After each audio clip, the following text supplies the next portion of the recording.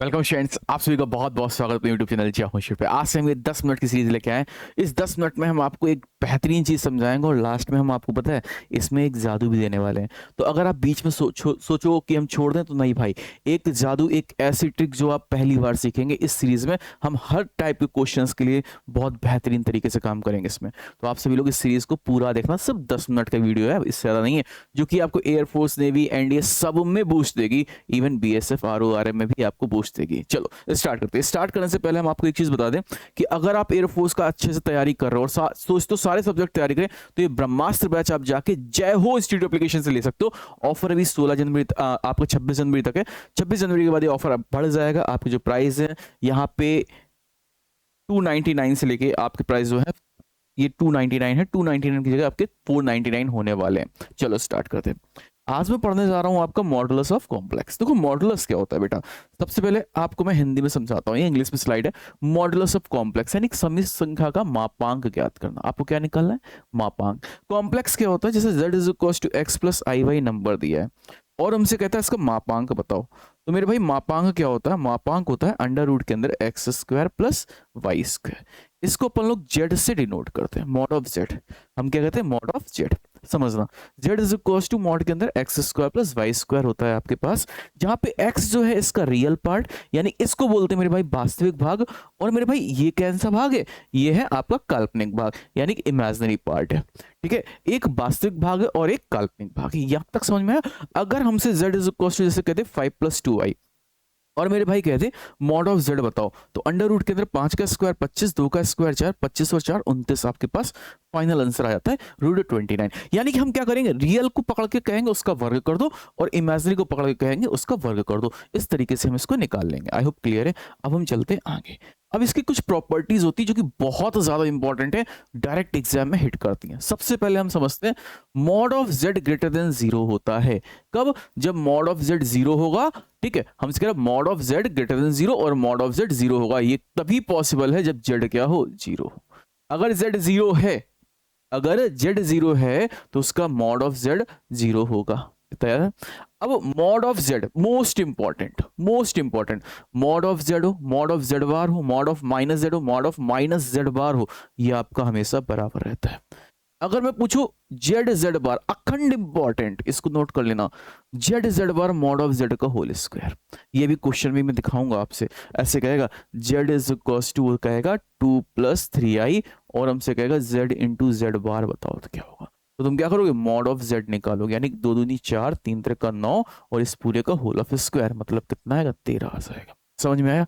अगर कहते Z z बार क्या है, तो याद रखना मॉड ऑफ जेड का होल स्क्वायर। जेड देगा और कहेगा जेड इंटू जेड बार निकालो, तो आप निकाल लोगे। इसको नोट डाउन कर लेना, एक कॉपी बना लेना अलग से। ठीक है, मॉड ऑफ माइनस जेड जो रियल पार्ट है मॉड ऑफ प्लस के जेड के बीच में रहता है। Imaginary part mod of minus Z और मॉड ऑफ प्लस जेड के बीच में रहता है। ठीक, मॉड ऑफ z1 z2 ये भी मोस्ट इंपॉर्टेंट है।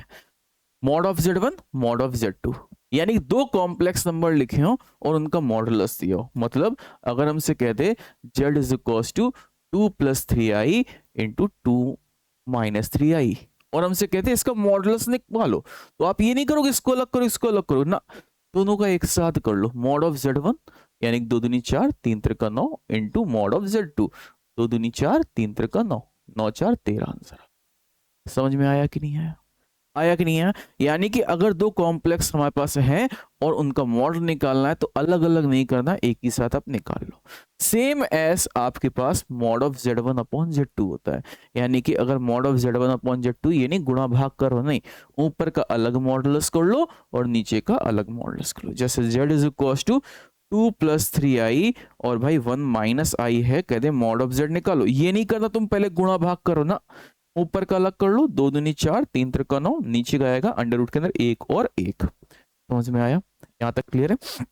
अब मैं बात करूं, ये ट्रायंगुलर इनइक्वालिटी होती है, इसको बोलते हैं ट्रायंगुलर इनइक्वालिटी। त्रिभुजाकार आपके पास नियम होता है सर्वसमिका।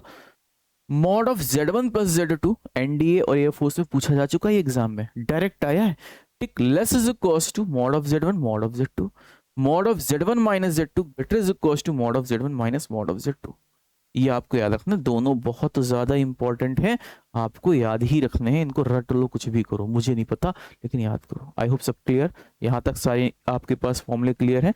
सबसे ज़्यादा important mod of z, mod of z bar, mod of minus z, mod of minus z bar, z z bar, mod of z का होल स्क्वायर, रियल पार्ट है माइनस जेड से प्लस जेड के बीच में होगा, mod of z one z two, mod of z one mod of z to.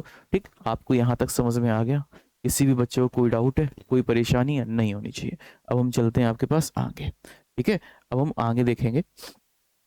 अब हमसे कह रहा है कि इसका मॉडुलस क्या होगा मेरे भाई, कह रहा है इसका मापांक क्या होगा। तो मेरे भाई कुछ नहीं करना, तुमने देखा अंश बटे हर है, ऊपर का अलग कर लो, नीचे का अलग कर लो। अगर मैं बात करूं ऊपर का अलग करो तो अंडर रूट के अंदर 2 दूनी 4 प्लस 1, सॉरी 2 एकम 2 प्लस 1, अंडर रूट के अंदर 2 एकम 2 प्लस 1। मेरे भाई कैंसिल हो गया, आपका फाइनल आंसर कितना आ रहा है? 1 आ रहा है। समझ में आया? यानी कि हम अंश का अलग करेंगे और हर का अलग करेंगे। यहां तक क्लियर है? अगला क्वेश्चन मेरे भाई हम करते हैं। अगला क्वेश्चन हमसे कह रहा है कि इसका मॉडुलस निकालो। तो सबसे पहला काम होता है कॉम्प्लेक्स, अगर हम देख लें कुछ यूनिक बन रहा है तो ठीक है। तो जेड इज इक्वल टू, आप कहोगे ये क्या है भाई, बहुत आसान है, 1 + 2i। नीचे का अगर आप सॉल्व करोगे, ये सारे पूछे हुए क्वेश्चन है, कोई भी सिंगल क्वेश्चन मैं इस सीरीज में ऐसा नहीं लाऊंगा जो आपके एग्जाम में ना पूछा हो। अगर मैं इसको बात करूं, ये आ गया 1, और मेरे भाई जैसे इसको सॉल्व करोगे ना तो 1 1 -2, तो मेरे भाई ये और ये कैंसिल हो जाएगा, 1 - 1, ये और ये कैंसिल हो गया, 1 + 2i, और नीचे आ गया 1 + 2i। मेरे भाई ये भी कैंसिल हो गया, z इज इक्वल टू 1 आ गया। अब मॉड ऑफ z निकाला अगर 1 का, तो mod of z is equal to मेरे भाई क्या आएगा, 1 आ जाएगा। इसमें कुछ नहीं करना। तुम कहोगे साहब ये क्या, ये है a² 1, b² i का स्क्वायर -1 होता है, तो आपके पास माइनस माइनस प्लस, लेकिन यहाँ पे -1 आ जाएगा फिर से। ठीक है, और यहाँ पे हमारे पास क्या होगा, माइनस का 2i, तो ये क्या रहा, 1 - 2i, माइनस माइनस प्लस हो गया। यहाँ तक समझ में आया? अगर आप कर पाएंगे, आई होप सभी कर लेंगे। ठीक है, एक क्वेश्चन इसका मैं आपको घर के लिए दूंगा। अब मैं बात करता हूँ आपसे एक जादू देने की। देखो जादू क्या है, हमसे ये क्वेश्चन बहुत यूनिक है। कहेगा मैक्सिमम और मिनिमम वैल्यू बताओ जेड की, अगर mod of z + 1/z is equal to 5।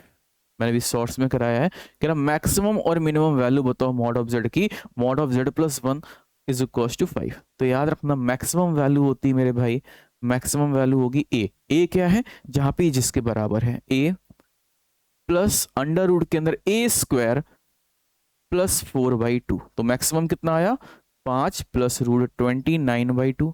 Minimum क्या होगा, मिनिमम आएगा हमारे पास माइनस का a प्लस अंडर रूट 25 + 4/2। तो बेटा मिनिमम क्या आ गया, -5 √29/2। ठीक, ये आपका एक नया जादू है। ये क्वेश्चन आप अगर बेसिक से करेंगे, बहुत लेंदी होते हैं, लेकिन इस तरीके से करेंगे बहुत आसान है कि इसकी मैक्सिमम और मिनिमम वैल्यू कैसे निकालेंगे। मेरे भाई यहाँ तक समझ में आया? सीरीज कैसी लगी? इस सीरीज को कंटिन्यू आगे कौन कौन करना चाहेगा? इसमें आपको हम कोई भी टॉपिक उठाएंगे, उस टॉपिक से कोई एक यूनिट, जैसे इससे मॉडुलस है, अभी हम इसका ओमेगा वाला है, क्यूब रूट ऑफ यूनिटी है, तो ऐसे ऐसे यूनिट्स हम आपको कराते रहेंगे। तो आपके कॉन्सेप्ट जो है एक एक नंबर के आराम से पक्के हो जाएंगे, और ये आपसे हर एग्जाम में पूछे जाएंगे। यानी कि आपके BSF कर रहे हो, नेवी कर रहे हो, एयरफोर्स कर रहे हो, NDA करो, किसी भी एग्जाम की अगर आप प्रिपरेशन कर रहे हो, तो भाई ये आपको देखने को जरूर मिलेगी। इसलिए इस सीरीज को जरूर करना। तब तक के लिए जय हिंद, जय भारत, वंदे मातरम।